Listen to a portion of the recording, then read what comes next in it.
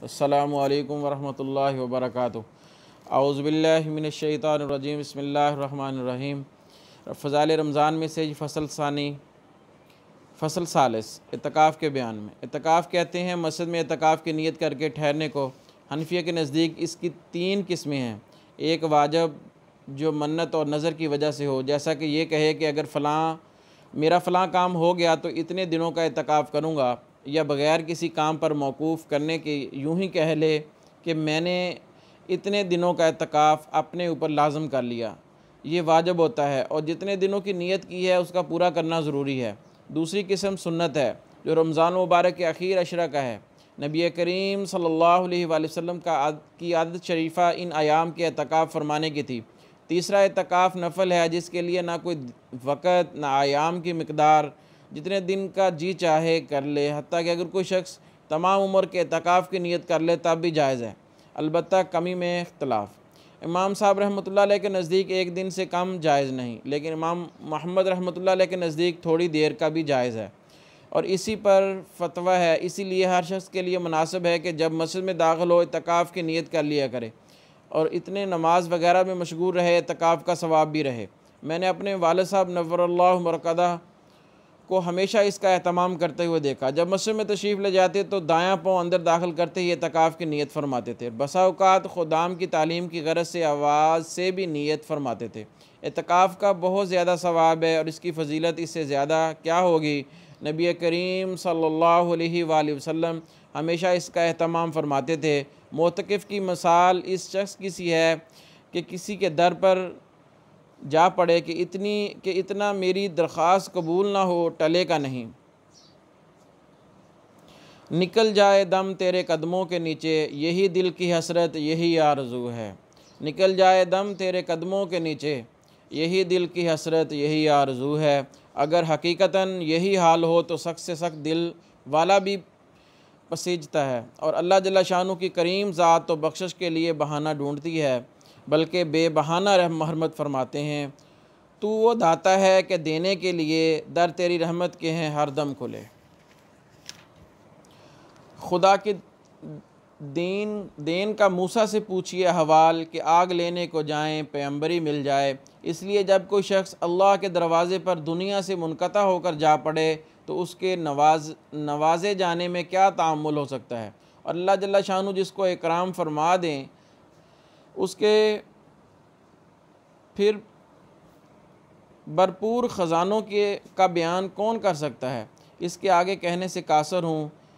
नामर्द बलूग़ की कैफियत क्या बयान कर सकता है, मगर हाँ ये ठान ले कि जिस गुल को दिल दिया है, जिस फूल पर फ़िदा हूँ, या वो बगल में आए या जहाँ कफ़ से छूटे। इब्ने क़य्यिम रहमतुल्लाह अलैह कहते हैं इत्तिकाफ़ का मकसूद और उसकी रूह दिल को अल्लाह की पाक ज़ात के साथ वाबस्ता कर लेना है कि सब तरफ से हट कर उसी के साथ मुज्तमे हो जाए। सारी मशगलियों के बदले में उसी की पाक ज़ात से मशगूल हो जावे और उसके गैर की तरफ से मुनक़ता होकर उसी तरह इसमें लग जावे कि ख़यालात तफ़क्कुरात सब की जगह उसका पाक ज़िक्र, उसकी मोहब्बत समा जावे, हत्ता कि मखलूक के साथ उन्स के बदले अल्लाह के साथ उन्स पैदा हो जाए कि ये उन्स कब्र की वहशत में काम दे कि इस दिन अल्लाह की पाक ज़ात के सिवा ना कोई मोनिस ना दिल बहलाने वाला। अगर दिल इसके साथ मानूस हो चुका होगा तो किस कदर लज्जत से वक़्त गुज़रेगा। जी ढूंढता है फिर वही फ़ुर्सत की रात दिन, बैठा रहूं तसव्वुरे जाना किए हुए। साहबे मुराकिल फ़लाह रहमतुल्लाह अलैह कहते हैं इत्तिकाफ़ अगर इखलास के साथ हो अफजल तरीन अमाल में से है। इसकी खसूसियतें हद एहसार से खारिज हैं कि इसमें कल्ब को दुनिया माफिया से यकसू कर लेना है, नफ्स को मौला के सुपुर्द कर देना, आका की चौखट पर पड़ जाना है। फिर जी में है कि दर पे किसी के पड़ा रहूं, सर ज़ेरे बार मिन्नत दरबां किए हुए। नीज़ इसमें हर वक़्त इबादत में मशगूली है कि आदमी सोते जागते हर वक़्त इबादत में शुमार होता है और अल्लाह के साथ तक़र्रुब है। हदीस में आया है कि जो शख्स मेरी तरफ़ एक हाथ करीब होता है मैं उससे 2 हाथ करीब होता हूँ, जो मेरी तरफ़ आहिस्ता भी चलता है मैं उसकी तरफ दौड़ कर आता हूँ। नीज़ इसमें अल्लाह के घर पड़ जाना है और करीम मेज़बान हमेशा घर आने वाले का इकराम करता है। नीज़ अल्लाह के किला में महफूज होता है कि दुश्मन की रसाई वहाँ तक नहीं, वगैरह वगैरह। बहुत से फ़ज़ाइल और ख़वास इस अहम इबादत के हैं। मसला मर्द के लिए सबसे अफजल जगह मस्जिद मक्का है, फिर मस्जिद मदीना मुनव्वरा, फिर मस्जिद बैतुल मुक़द्दस, उनके बाद मस्जिद जामिया, फिर अपनी मस्जिद। इमाम साहब रहमतुल्लाह अलैह के नज़दीक ये भी शर्त है कि जिस मस्जिद में एतकाफ़ करे उसमें 5 वक्त की जमात होती हो। साबिहीन रहमतुल्लाह अलैह के नज़दीक शरी मस्जिद होना काफ़ी है। अगरचा जमात ना होती हो, औरत के लिए अपने घर की मस्जिद में एतकाफ़ करना चाहिए।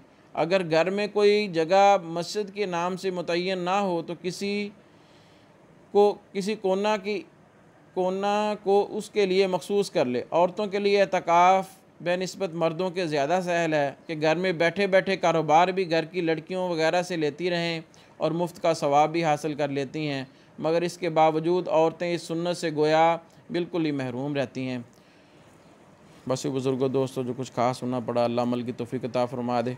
भी आगे आखिरी अशरा शुरू हो रहा है, एतकाफ़ की नीयत कर लें सब दोस्त, और माँओं बहनों बेटियों से भी गुजारिश है वो भी नीयत कर लें एतकाफ़ की, कि अपने घर में कोने में एतकाफ़ की नीयत से 10 दिन क़याम करेंगी। बस बुज़ुर्गों दोस्तों, जो कुछ खास सुनना पड़ा, अल्लाह अमल की तौफ़ीक़ अता फ़रमा दे।